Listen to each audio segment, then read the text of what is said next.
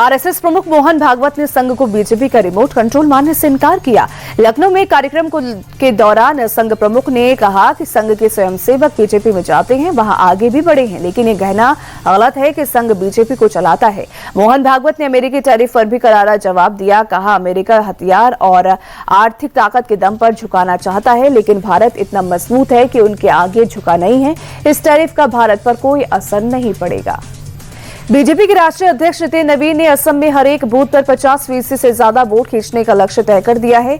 2 दिवसीय यात्रा पर असम पहुंचे नितिन नवीन ने डिब्रूगढ़ में पन्ना प्रमुखों के सम्मेलन में कहा कि कांग्रेस ने वोट के लिए असम का इस्तेमाल किया, लेकिन बदले में असम की जनता को कुछ नहीं दिया। साथ ही नितिन नवीन ने कहा कि कांग्रेस आज बौखलाई हुई है क्योंकि बीजेपी सरकार ने उनकी घुसपैठिया बचाव प्लान की हवा निकाल दी है।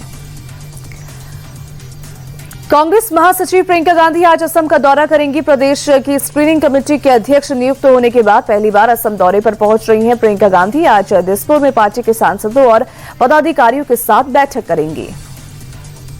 जमानत मिलने के बाद पहली बार पुणे पहुंचे सांसद पप्पू यादव का समर्थकों ने जोरदार स्वागत किया। सांसद पप्पू यादव नई दिल्ली से पुणे एयरपोर्ट पहुंचे, जहां सैकड़ों समर्थक उनके स्वागत के लिए पहुंचे। सांसद एयरपोर्ट से बाहर निकले तो समर्थकों ने उन्हें बुके भेंट कर और फूलों की माला पहनाकर भव्य स्वागत किया। खुशी में ढोल नगाड़े के बीच समर्थक थिरकते नजर आए, फूलों की माला पहनाई और कई जगहों पर बुलडोजर के जरिए फूलों की बारिश भी कराई गई। इसके बाद गाड़ियों के लंबे काफिले के साथ सांसद वहां से रोड शो की शक्ल में अपने दफ्तर के लिए निकले। राजस्थान के चित्तौड़गढ़ में नर्सिंग छात्रों का हंगामा हुआ। मान्यता को लेकर छात्र कई दिनों से विरोध कर रहे थे। हालात को देखते हुए यूनिवर्सिटी प्रशासन ने छुट्टी घोषित कर छात्रों को घर भेज दिया है, लेकिन बीएससी नर्सिंग और जीएनएम कोर्स के छात्रों ने मान्यता को लेकर यूनिवर्सिटी के वीसी, डायरेक्टर, रजिस्ट्रार सहित सभी पदाधिकारियों के खिलाफ धोखाधड़ी का केस दर्ज कराया है। छात्रों ने आरोप लगाया है कि बीएससी नर्सिंग और जीएनएम में एडमिशन के लिए मोटी रकम ली गई, जबकि इन कोर्सों को तो ना तो राजस्थान नर्सिंग काउंसिल और ना ही इंडियन नर्सिंग काउंसिल में कोई मान्यता मिली है। यूपी की मथुरा में सड़क हादसे में 4 लड़कों की दर्दनाक मौत हो गई। गोवर्धन की तरफ से आ रही तेज रफ्तार कार डिवाइडर से टकराकर नाले में जा गिरी। मौके पर पहुंचे स्थानीय लोगों ने चलाया रेस्क्यू ऑपरेशन। लोगों ने कार को सीधा कर कार सवार लड़कों को बाहर निकाला, लेकिन सभी लड़कों की मौत हो गई थी। वहीं पुलिस ने क्रेन के जरिए कार को बाहर निकाला। राजस्थान के जयपुर में बेकाबू ट्रेलर ने डिवाइडर पार कर दूसरी तरफ से आ रहे केमिकल टैंकर को टक्कर मार दी। दोनों गाड़ियों के टक्कर से टैंकर में रखा केमिकल का साफ होने लगा, जिससे हाईवे पर अफरा तफरी मच गई।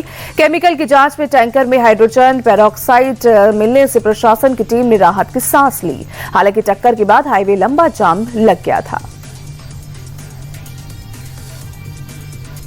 संभल में तेंदुए के आतंक से गांव वालों के बीच दहशत बन गई है। वन विभाग की टीम तेंदुए की तलाश कर रही है। वहीं सिरसानाल गांव में लोग अपने घरों में ही डर के साए में जी रहे हैं।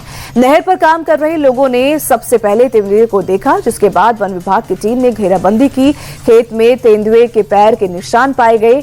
वन विभाग की टीम ड्रोन की मदद से तेंदुए का पता लगाने में जुटी है। हालांकि खेत में पिंजरे में बकरी को भी रखा गया, जिससे बकरी की आवाज सुनकर तेंदुआ उसकी तरफ आए और उसे पकड़ा जा सके।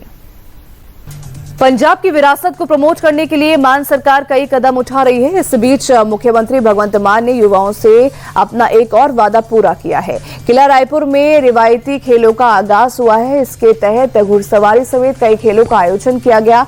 सरकार का मकसद गांव वालों और ग्रामीण ओलंपिक के जरिए युवाओं को विरासत से जोड़े रखने का है।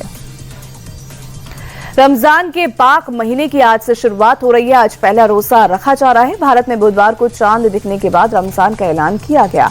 लखनऊ ईदगाह के इमाम मौलाना खालिद रशीद फरंगी महली ने लोगों से अपील की कि रमजान के दौरान मस्जिद के अंदर ही नमाज अदा करें। अमेरिकी राष्ट्रपति डोनाल्ड ट्रंप ने आज वॉशिंगटन में गाजा पीस बोर्ड की मीटिंग बुलाई है, जिसमें सदस्य देश गाजा के पुनर्निर्माण के लिए $5 अरब से ज्यादा की फाइनेंशियल मदद और सुरक्षा इंतजाम का ऐलान करेंगे। राष्ट्रपति ट्रंप के मुताबिक कुछ सदस्य देशों ने गाजा में शांति और सुरक्षा बनाए रखने के लिए इंटरनेशनल स्टेबलाइजेशन फोर्स में सुरक्षा बल भेजने का भी भरोसा दिया है। भारत ने अभी इसमें शामिल होने को लेकर कुछ तय नहीं किया है। टीम इंडिया के बल्लेबाज अभिषेक शर्मा का खराब फॉर्म नीदरलैंड्स के खिलाफ भी जारी रहा। अभिषेक लगातार तीसरी बार शून्य पर आउट हुए। टी20 वर्ल्ड कप में अभिषेक अब तक खाता भी नहीं खोल सके हैं। अमेरिका के खिलाफ पहले मैच में अभिषेक शून्य पर आउट हुए थे। इसके बाद वो पाकिस्तान के खिलाफ भी खाता खोले बिना पवेलियन लौटे। अब नीदरलैंड्स के खिलाफ भी अभिषेक का बल्ला खामोश रहा। 22 फरवरी से भारत के सुपर 8 के मुकाबले शुरू हो रहे हैं। सुपर 8 में भारत के सामने साउथ अफ्रीका, जिम्बाब्वे और वेस्टइंडीज जैसी मजबूत टीमें हैं। ऐसे में अभिषेक का बल्ला नहीं चलना टीम के लिए चिंता की बात है। टी20 वर्ल्ड कप में आज फिर 3 मुकाबले खेले जाएंगे। पहला मुकाबला इटली और वेस्टइंडीज के बीच कोलकाता में होगा। मैच सुबह 11 बजे शुरू होगा। इसके बाद श्रीलंका और जिम्बाब्वे के बीच कोलंबो में दोपहर 3 बजे टक्कर होगी। आखिरी में अफगानिस्तान और कनाडा के बीच आज का तीसरा मैच खेला जाएगा। अफगानिस्तान और कनाडा का मैच शाम 7 बजे चेन्नई में शुरू होगा। सुपर 8 की सभी टीमें क्लियर हो चुकी हैं। अब ऐसे में लीग मैच के बाकी मुकाबले महज औपचारिकता हैं।